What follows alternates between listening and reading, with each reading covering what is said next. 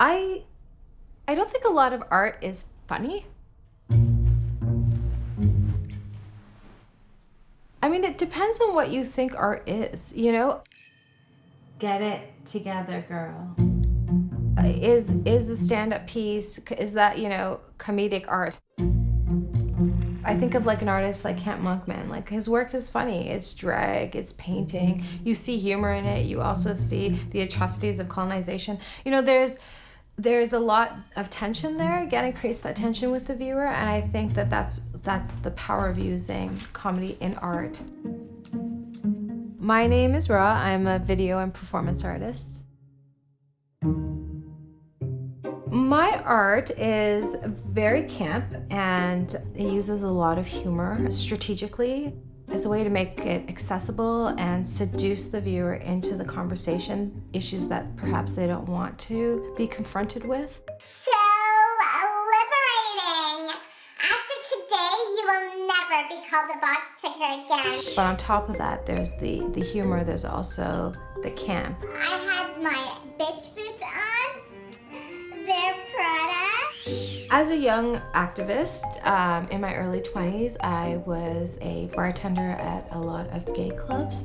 There were a lot of drag performances around me, and I participated in a lot of drag. It just became a part of my aesthetic. Camp as an aesthetic approach is very unnatural, it's stylized, it's exaggerated, it's over the top, it doesn't claim to be authentic. That really works in well when thinking about how things like race and gender are constructed and performed and the inauthenticity of that.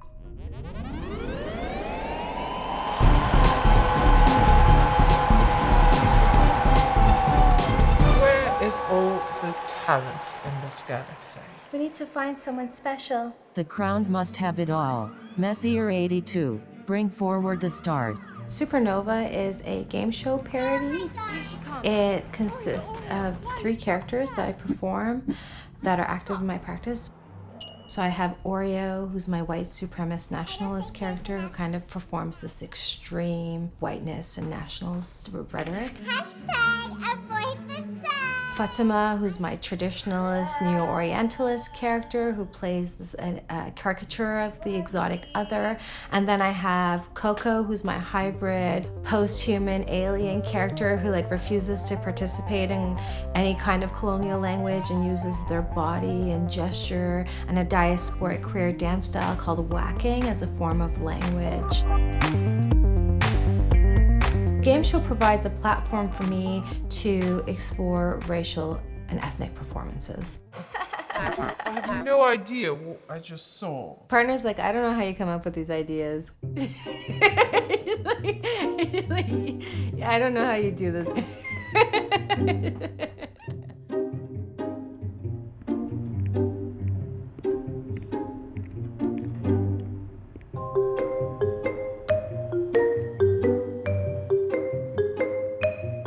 My new work is a 3-channel opera.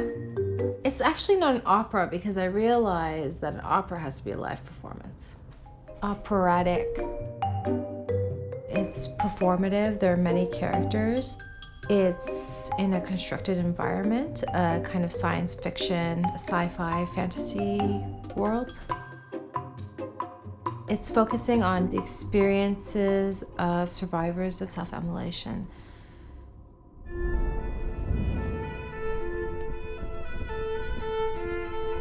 Self-immolation is the act of setting yourself ablaze or on fire. Many women do this act in the Middle East, in Central Asia, in North Africa. I think a lot of these women are doing this because they are enraged. This is an act of protest. In so many ways, just unapologetic. It's like this is such a fierce act of protest.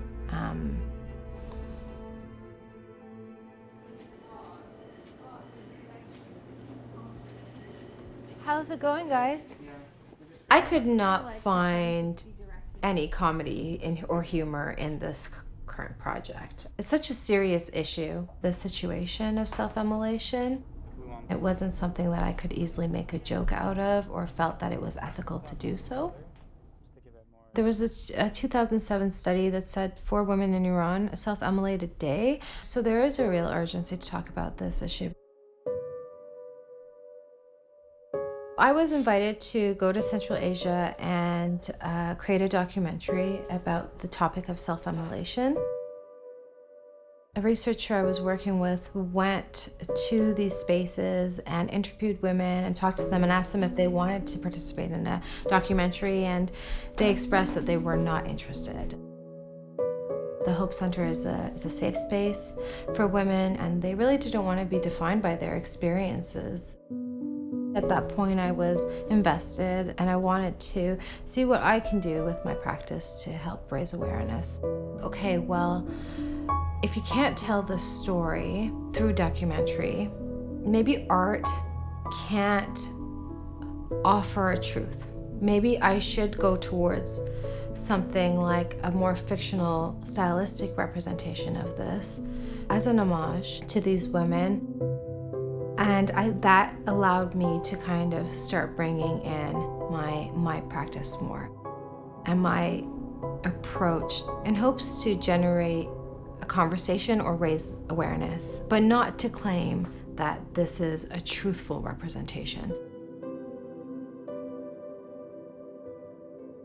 So this is our Goddess of the Firefly look. We have some beautiful science fiction references, and her voice is kind of the spirit that awakens and allows the fireflies to rise.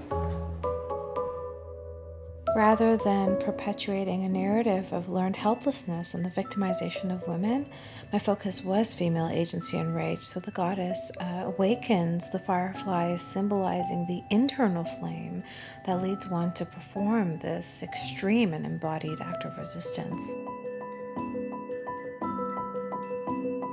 This is a departure from my body of work because it focuses on the experiences of other women, and it's using their testimonials and their experiences to create a narrative, whereas I usually just draw my own experiences.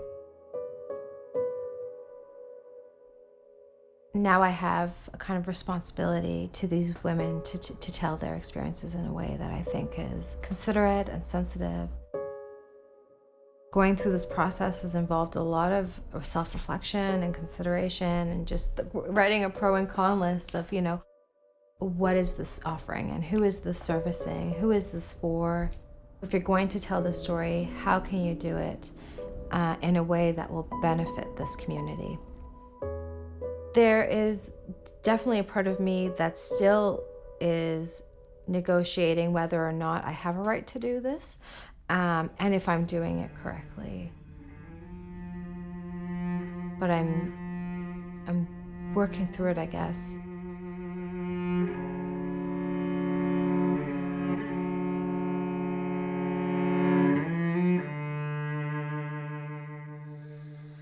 همه درها به رویم بسته اند گلهای سیاهی